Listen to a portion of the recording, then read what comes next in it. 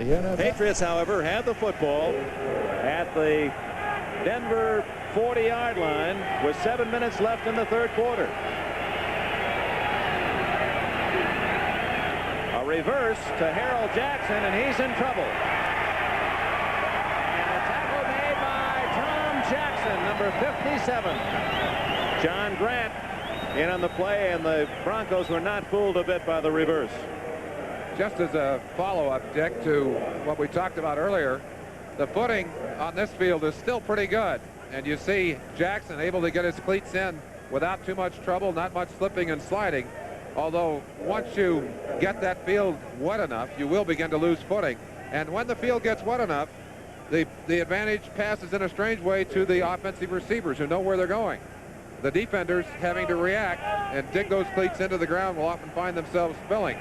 So it's a strange guessing game. Who does have the advantage when it gets to be nasty like this? Grogan on 2nd and 16.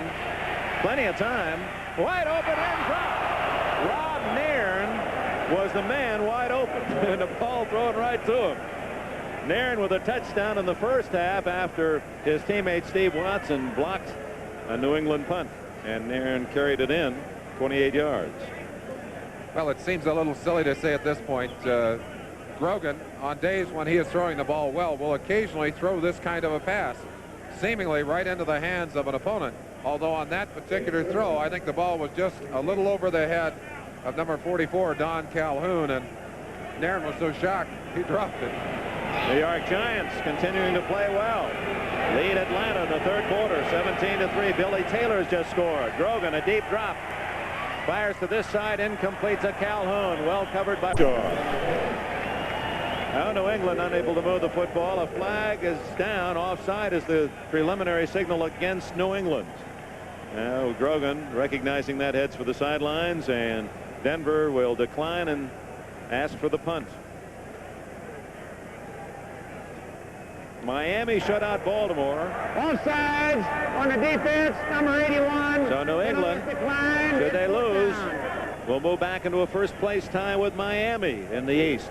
And as you look ahead with 5 weeks to go at the wild card spots, it's going to be tougher and tougher for those Eastern teams to get a wild card. There are some clubs with better records elsewhere. Rick Upchurch, the all-time punt return leader.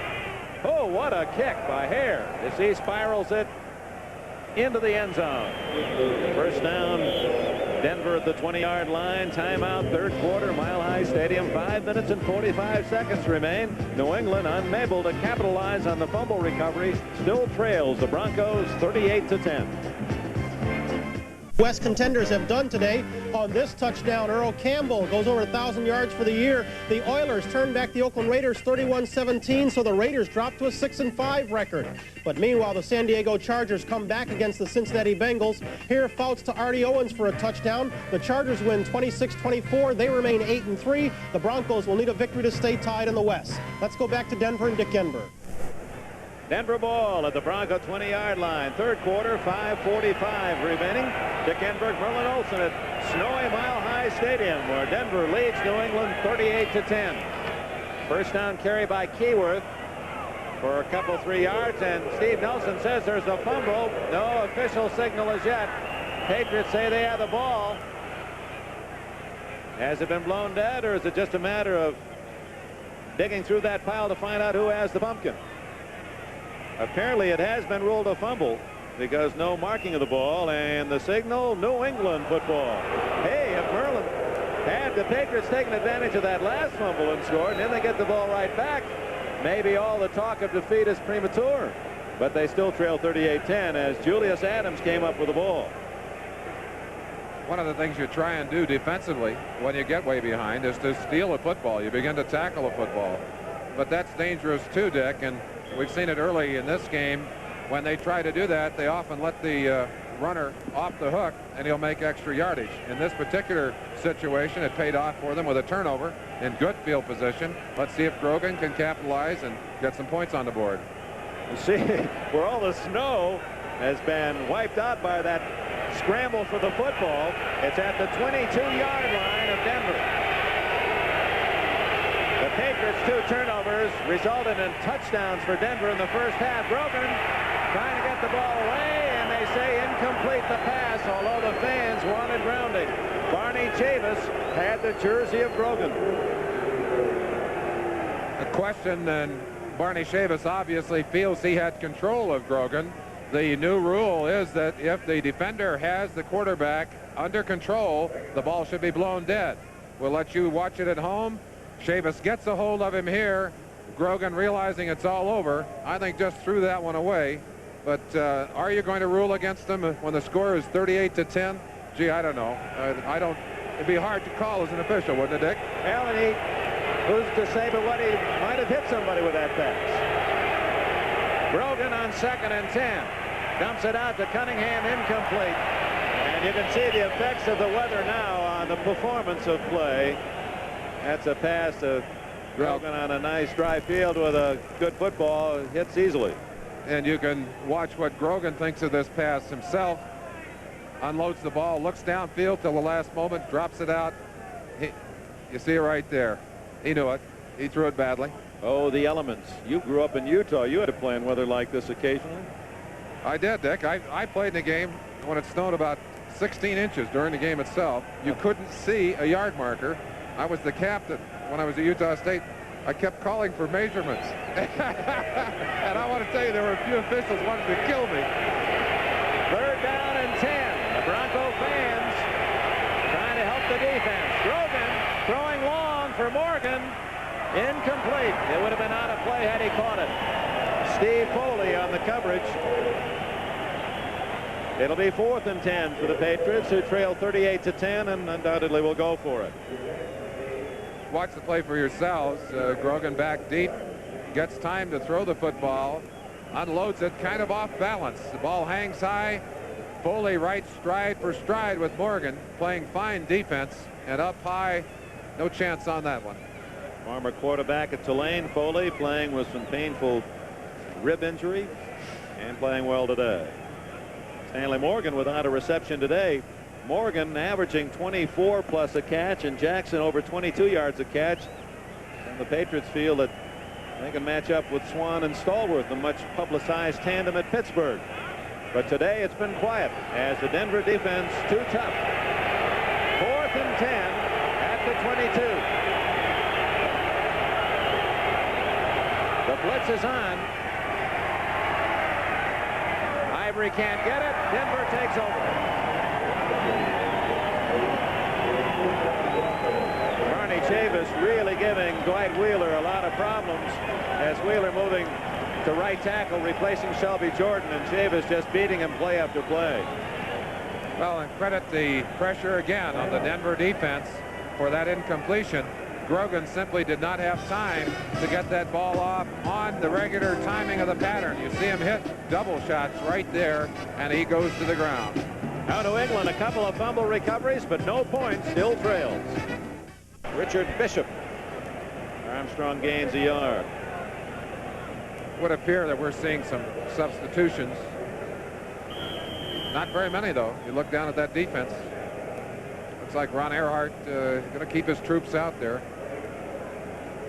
Some of the Bronco fans in this sellout of over 75,000 heading home, content that they've seen the Broncos with a very impressive victory, 38-10. And Denver holding New England twice after Patriots recovered fumbles here in the 3rd quarter. That could have gotten them back into the game. Armstrong again, short yardage. Out near where the 25-yard line should be. It'll be 3rd and 7. I wonder, Dick, if Red Miller didn't have some second thoughts about a few of those plays at the end of the first half. He really has been calling a conservative game here in the second half. Tony McGee and Ray Kostick come in on defense for New England as Denver makes a substitution in the backfield. Ooh, that looks like a Christmas card you might want to send to a football fan. Wishing you a happy holiday. We're getting close. Thanksgiving Day, Merlin and I will be at Dallas. Cowboys and the Oilers. That'll be a Turkey Day treat. Morton on 3rd and 7. Still throwing the ball. Moses. David Moses sliding to a first down. Tackled by Doug Bedoin.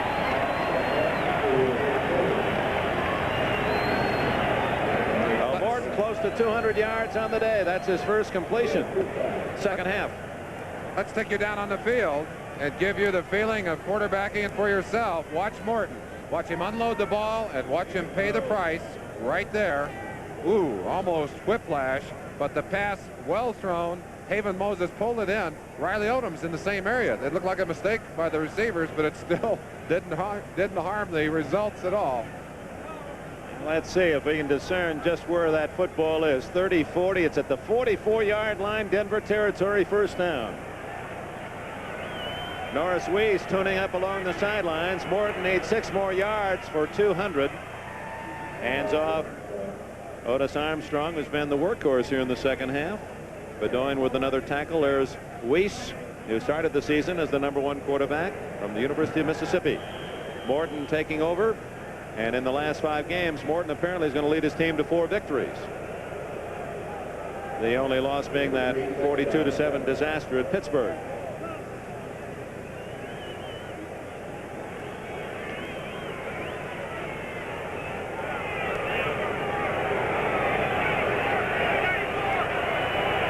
Second down, 7. Armstrong wrestled hard to the turf by rookie Rick Sanford, top Patriot draft pick from the University of South Carolina. Claiborne is nursing sore ribs, and obviously they've taken him out to give Sanford a little work. Sanford will play both corner and safety, either safety position. They feel he's a real comer and will someday hopefully be an all-pro. An interesting shot. Is that one of the fans leaving? The abominable snowman down there. Third down and 9, Denver. And it's 39 as Upchurch on a little reverse breaks free and has a first down at the New England 38-yard line. And it's been a big day for Rick Upchurch. Young man many thought too small to play in the NFL. He wasn't selected until the 4th round by the Broncos out of the University of Minnesota. 5'10" and 176. And he yesterday on a nice sunny afternoon, when he ran, you could almost hear the blades of grass cheer. He just whirred by his teammates in practice, and he has followed up today in sun or snow. He's had a big afternoon. Got a touchdown on a pass reception. 4 other catches. Punt returns, his specialty. Now the NFL all-time leader. Morton wants a timeout. 31 seconds remaining in the 3rd quarter. And we'll be back at Mile High Stadium. Think we're in trouble, McCullough. Dick Enberg with Merlin Olsen at Mile High Stadium. Here's the spotting boards. These are endangered species. These are the material that we use to call a game, and the snowflakes are obliterating my homework. Getting them a little damp down here. I think maybe down on the field they'd like to have a few coats like this sheepskin to keep them warm. Getting a little cold down there, too. The snow falling as it has, and heavily throughout the second half. Flurries began early in the game, as did the Denver Broncos scoring thrust as the defense set it up. 3 touchdowns by the defense, and the Broncos have coasted since 38-10, and tough for either team to move the football in this weather. Dick, I've been on both sides of the field. Big losses and big defeats during the bad weather.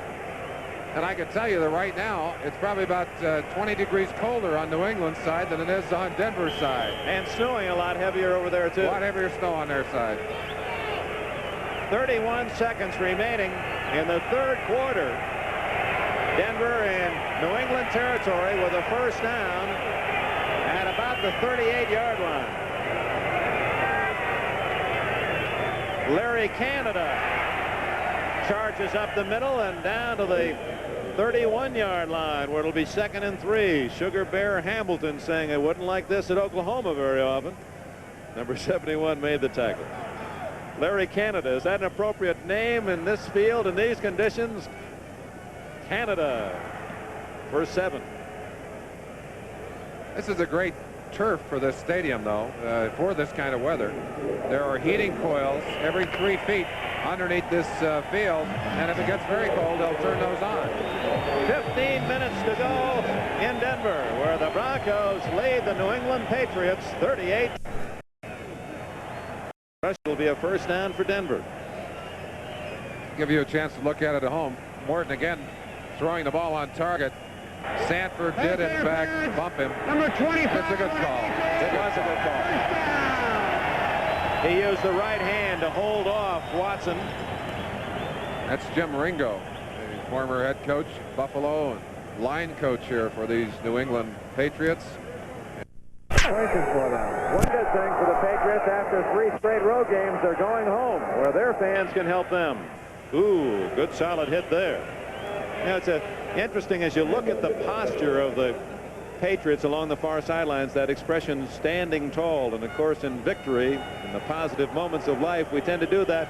And in bad weather or in defeat, you almost want to shrink inside yourselves and you almost feel them closing in. Head dropping lower into the shoulders, no shoulders shrugging forward. The other thing that happens to you on a day like this, everything hurts more. All the pains are intensified on the losing side, and there's no pain on this Denver sideline. They're enjoying this moment.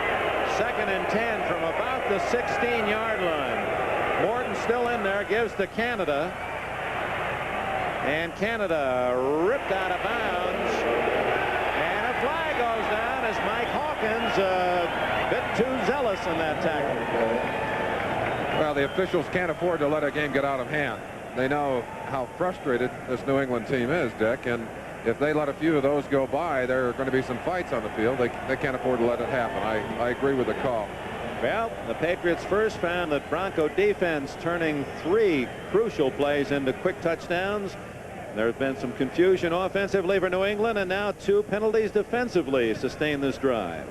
The one thing we can say for Mike Hawkins, I don't think he's trying to hurt Larry Canada, but he definitely is out of bounds when he gives him the final throw. You see him, he's standing clearly out of bounds and flipped him almost into the stands. That sounds like that wrestling match on Little House tomorrow. You're pretty good at that old flip, aren't you? I got flipped a few times, Dick.